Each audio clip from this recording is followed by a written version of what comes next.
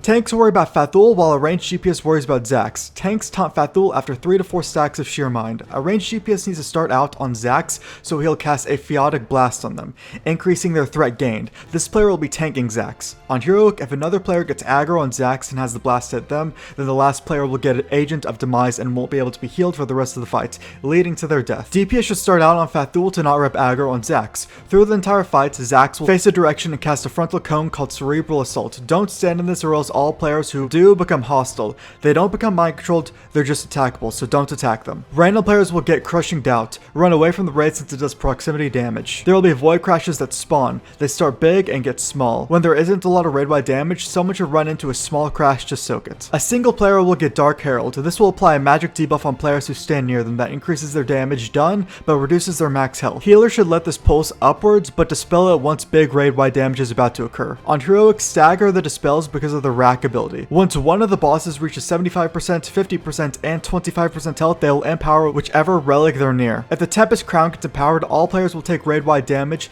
and everyone deals 50% less damage for 15 seconds. And anyone below 25% health gets instantly killed, so healers watch out for that. The promises of power and magic debuff should be dispelled before this gets empowered. This is also the most healing intensive portion of the fight. If the Void Stone gets empowered, then the boss receives an absorption shield, and while the boss has this, no one can be healed, so DPS it off to be healed once again. If the Trident gets empowered, a big bubble will appear that everyone needs to stand in. You'll take 75% less damage and the bubble will take damage. The bubble needs to be depleted before 20 seconds or it will explode and likely be a wipe. The same boss should not empower the same relic twice through the fight or they'll gain power overwhelming. Since they don't share health, you'll have to deal with each relic twice, so whenever Fathul empowers a relic, 3 Eldritch Abominations spawn. Do not DPS them. Instead, they'll cast a long cast called Witness the End.